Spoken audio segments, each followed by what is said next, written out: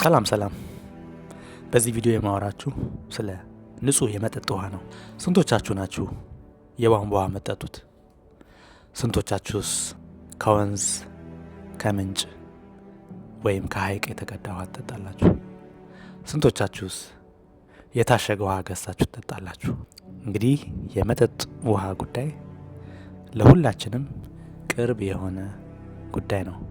ይሄ የውሃ ጉዳይ ኢቭን በተባበሩት መንግስታት ድርጅት ድረስ እውቅና የተሰጠው ጉዳይ ነው። እንደ ሰው ልጅ መብት ወይም እንደ ሰብአዊ መብት ተደርጎ ተደንግጓል። ከሰዎች የሰብአዊ መብቶች ውስጥ አንዱ ንጹህ የመጠጥ ውሃ ማግኘት ነው ማለት ነው።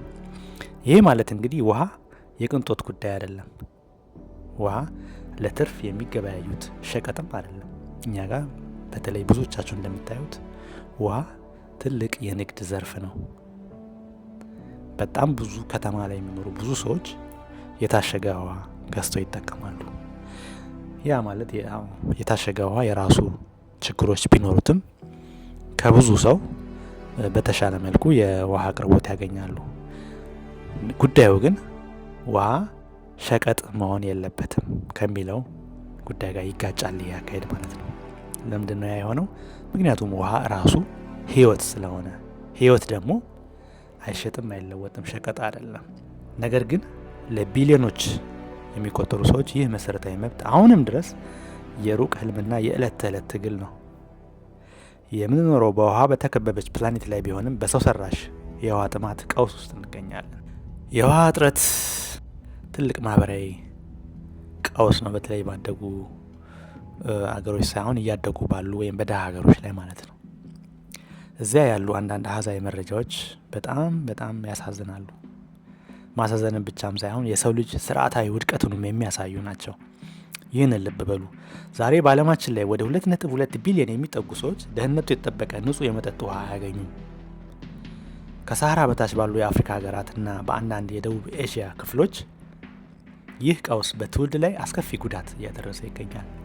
በየቀኑ እድሜያቸው ከ5 ዓመት በታች የሆኑ ከ1000 በላይ ህጻናት በተበከለ ውሃ፣ በንጽህና አጠባበቅ ጉድለትና በበሽታዎች ምክንያት ይሞታሉ። ይህ ማለት በየ90 ሰከንዱ አንድ ህጻን ይሞታል ማለት ነው። ከዚህም በላይ የውሃው ቀውስ ዋነኛ ሰለባዎች ሴቶች ናቸው። ሴቶችና ልጃገረዶች ውሃ ለመቅዳትና ለመሸከም ብቻ በየቀኑ በአጠቃላይ 200 ሚሊዮን ሰዓታትን ያጠፋሉ። ይሄ ኢቭን በገጠሪቱ የኢትዮጵያ ክፍል የሚታይ ጉዳይ ነው። ይህን የሚያጠፉት ጊዜ እንግዲህ ከትምህርታቸው፣ ከኢኮኖሚ እድሎቻቸውና ከደህንነታቸው ላይ የተሰረቀ ወርቃማ ጊዜያቸው ነው። ስለ ውሃ እጥረት ያነሳነውን ርዕስ እዚህ ጋር እንክታውና ውሃን ደግሞ በአግባቡ ስለሚጠቀሙ የዓለም ክፍሎች ትንሽ እንነጋገር። እንግዲህ ወደ አውሮፓ እንሄድና የአውሮፓ የውሃ ማማ የተባለችውን አገር የውሃ አጠቃቀም እናያለን። በተለይ የንጹህ መጠጥ ውሃ አቅርቦት። እንግዲህ ስዊዘርላንድ ንጹህ የመጠጥ ውሃ እውነተኛ የህዝብ ሀብት ተደርጎ ነው የሚወሰደው። እንደ ዙሪክ ባሉ ከተሞች ብቻ ከ1200 በላይ የህዝብ የውሃ ፋውንቴኖች ይገኛሉ። በመላው ሀገሪቱ ያሉ ደግሞ በጣም በሺዎች የሚቆጠሩ 24 ሰዓቱን በሙሉ ንጹህና ያልተበከለ የከርሰ ምድርና የደለል ውሃ ያፈልቃሉ።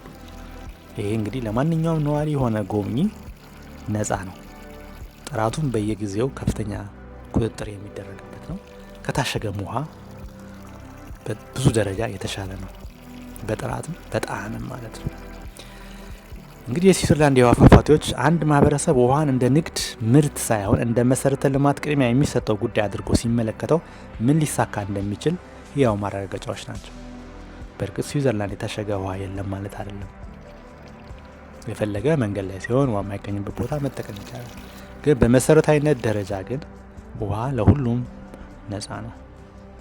እኔ አሁን ካለሁበት ዙሪያዬ 3 የውሃ ፋውንቴኖች አሉ። 3 ወክ ባረግ 5 ደቂቃ ቢወስዱ ነው 3ቱም። ይሄ እንግዲህ ቅድም ካወራነው ችግር አንጻር ስናናጽረው በጣም ልዩነቱ በጣም ሰፊ ሆኖ እናገኘዋለን። አንደኛው የዓለም ክፍል በእያንዳንዱ የጎዳና ማዕዘን ላይ በተትረፈረፈ ውሃ ሲዝናና፣ ሌላኛው ክፍል ደግሞ ለሴኮንድ ጠብታ በየቀኑ ይታገላል። በውሃ ባለጠጎችና በውሃ እጥረት ባሉባቸው ወገኖች መካከል ያለውን ልዩነት ማጥበብ የዚህ ክፍለ ዘመን ዋነኛው የሰብአዊ መብት ፈተና ነው። ምክንያቱም ንጹህ ውሃ ያለምንም የጂኦግራፊ ወይም የሀብት ልዩነት ለሁሉም ሰው እኩል እስካልፈሰሰ ድረስ ሁለንተናዊ የሰብአዊ መብቶች ስምምነት በተግባር አልዋለም ማለት ነው።